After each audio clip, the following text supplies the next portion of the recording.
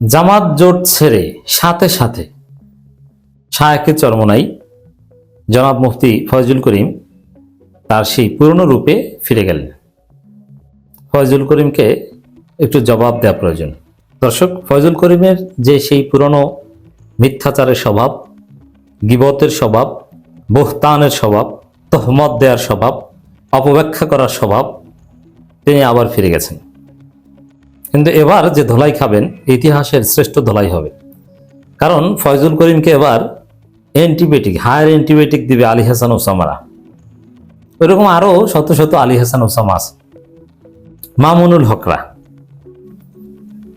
এর আগে আওয়ামী লীগ আমলে তো জামাতের পক্ষে বড় বড় কওমি আলেমরা কেউ দাঁড়াতে সাহস পেত না, ইচ্ছা মতো সাইজ করত ফয়জুল করিমরা। তখন ফয়জুল করিমদের জবাব দিত শুধু সুলাইমান অ্যানালাইসিসরা, এছাড়া কারো জবাব ওইভাবে কার্যকর ছিল না।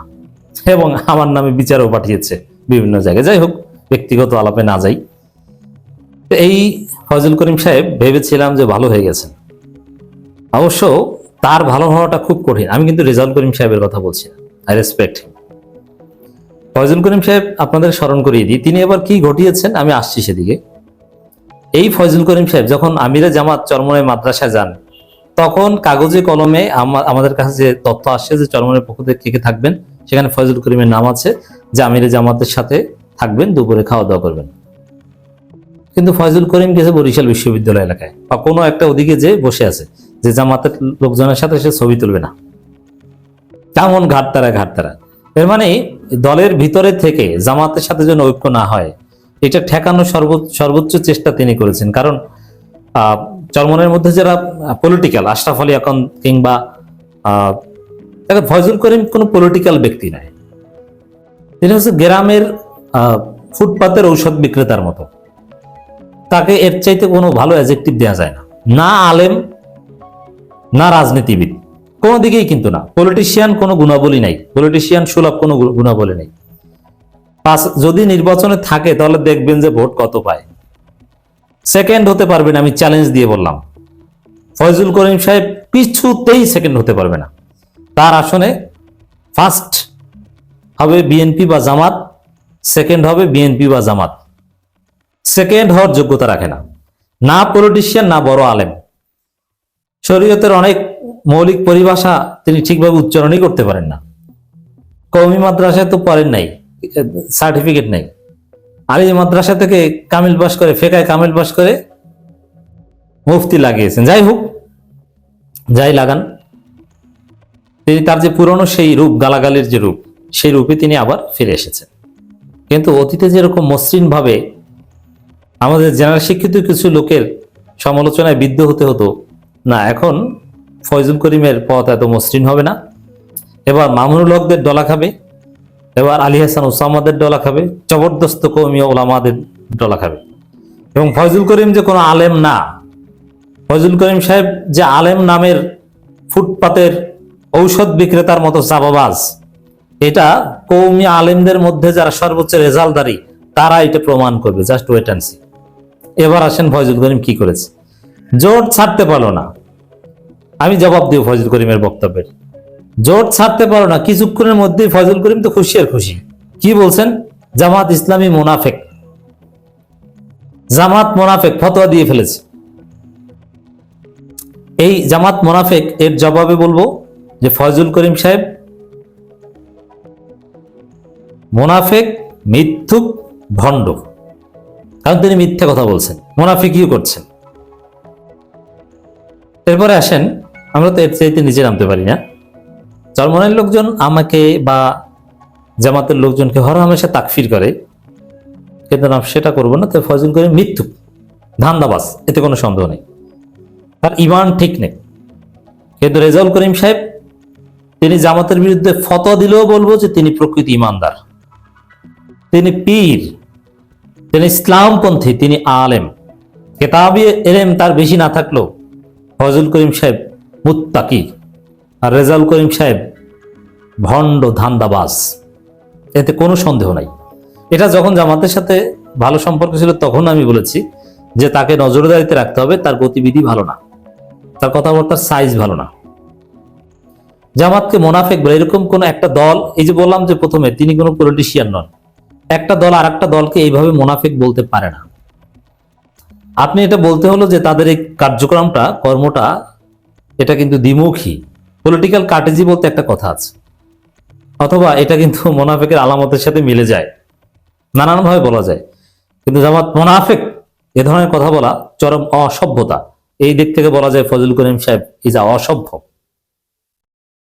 এরপরে আসেন, তিনি বলছেন যে মজার একটা বিষয়, ফজল করিমের এই বক্তব্যটা বুঝতে হলে আগে রাজনীতির এই দিকটা বুঝতে হবে। চরমনের এখন কোনো রাজনীতি নেই। যেমন জামাতের রাজনীতি হচ্ছে চান্দাবাজ ঠেকাও, দুর্নীতি মুক্ত বাংলাদেশ গড়ো, সৎ মানুষকে ভোট দাও। বিএনপির হচ্ছে 31 দফা, ফ্যামিলি কার্ড, কৃষক কার্ড, অমুক তমুক কিছু কথা আছে। কিন্তু চরমনের কি, তারা কিচ্ছু পায় না। এখন একটা আছে যে আমরা সরিয়ে আইন চাই, এটা এর চাইতে মুনাফিকি কিছু নাই। তারা জামাতকে বলছে জামাত নিজেরাই তো শরীয়ত মানে না, তাদের বড় বড় নেতারা বেপর্দানশীল নারীর সাথে হর হামেশা মেশে, অথচ জামাত যেসব নারীদের সাথে বৈঠক করে ওইসব নারীদের সাথে চরমনাই বৈঠক করে, হাজার প্রমাণ আছে। এরপরে জামাত যাদেরকে নিয়ে সংসদে যেতে চায় তাদের সাথেই সংসদে যেতে চায় চরমনাই। সাপোজ দেখেন, এই যে কথাটা বললো যে নারীদের সাথে মেশে জামাত শরীয়ত মানে না, এই শরীয়ত লঙ্ঘন করতে ফয়জুল করিম সাহেব প্রাণপণ চেষ্টা করছেন, কিন্তু তিনি পারেন নাই। কিভাবে? যেমন তিনি মেয়র ইলেকশন করেছেন, কি জন্য? মেয়র হওয়ার জন্য। যদি মেয়র হতে পারতেন, ওটা তার জীবনে ফয়জুল করিম কিচ্ছু হতে পারবেন না, জীবনে পারবেন না। এই একবার সুযোগ ছিল যদি জোটটা টিকত। যদি মেয়র হতে পারতেন তাহলে তাকে শপথ পড়াতো কে? শেখ হাসিনা। তাহলে শেখ হাসিনার কাছে শপথ নেওয়াটা জায়েজ ছিল, তাই না? যদি জায়েজ না থাকে তাহলে আপনি ইলেকশন করেছেন কেন? আপনার শপথকে অন্য কেউ পড়াতো? ডেফিনেটলি না। শেখ হাসিনার কাছে শপথ নেওয়া হতো, এটা জায়েজ। এরপরে আসেন, এমপি ইলেকশন করেছিল কি জন্য? এমপি হওয়ার জন্য। স্পিকার কে ছিল? শিরিন শারমিন। তাহলে শিরিন শারমিনের কথায় উঠবে আর বসবে, কান ধরে উঠে আর বসে না। স্পিকারের কথা কিন্তু ওইভাবে শুনতে হয় অনেকটা। একজন বেপর্দানশীল নারীর কথায় ওঠা এবং বসার জন্য আপনি সংসদে যেতে চেয়েছিলেন।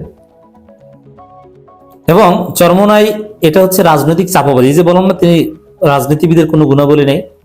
বাংলাদেশের সংবিধান মেনে রাজনীতি করবে, প্রচলিত আইন মেনে, সংবিধানের প্রতি অবিচল থাকবে, এই শপথ নিয়ে রাজনীতি করতে হয়। তো সেখানে তিনি শরিয়া আইন কোথায় পেলেন? আমি চ্যালেঞ্জ দিয়ে বললাম, ফজল করিম যদি মোনাফিক না হয় তাহলে পারলে শরিয়া আইনের কথা আগামী নির্বাচনের জন্য ইসলামী আন্দোলন বাংলাদেশের যে ম্যানিফেস্টো, সেই ম্যানিফেস্টোতে পারলে লেখুক। লিখতে পারবে না। যদি লিখতে না পারে তাহলে সে মোনাফেক, যেহেতু জামাতকে এই কারণে মোনাফেক বলেছে। তাহলে কে মোনাফেক ওইটা প্রমাণিত হবে ম্যানিফেস্টোতে। পারলে সে শরিয়া আইনের কথা বলুক, বলতে পারবে না। আর জামাতের সাথে বিরোধ শরিয়া আইন নিয়ে হয়নি, জামাতের সাথে বিরোধ হয়েছে অযৌক্তিকভাবে তাদের আসন দেয় এটা নিয়ে। কারণ এই ফয়জুল করিম নিজে কিছুদিন আগে বলেছিলেন যে আমরা ইসলাম, দেশ ও মানবতার স্বার্থে, খালেদ মহিউদ্দিনের সাথে টকশোতে বলেছেন ইসলাম, দেশ ও মানবতার স্বার্থে, ইসলাম মধ্যে কেন বামপন্থীদের সাথেও ঐক্য হতে পারে যদি এই বিষয়গুলো মানে। আর এখন এসেছেন জামাতের বিরুদ্ধে শরিয়া আইন মানে না এই অভিযোগ তুলতে। তাহলে মামুনুল হকরাও মানে না, তারা গেল কেন জামাতের সাথে? তো ম্যানিফেস্টোতে প্রমাণিত হবে যে চরমনাই আসলে ভণ্ড না মোনাফেক। যদি মোনাফেক না হয়ে থাকে তাহলে ম্যানিফেস্টোতে শরিয়া আইন কায়েম করবে কথা বলবে, আর যদি ভণ্ড হয়ে থাকে তাহলে এটা বলবে না। Just wait and see. Manifesto বের হতে বেশি দিন সময় লাগবে না, তারপরে খেলা জমবে, আমরা খেলা দেখাবো।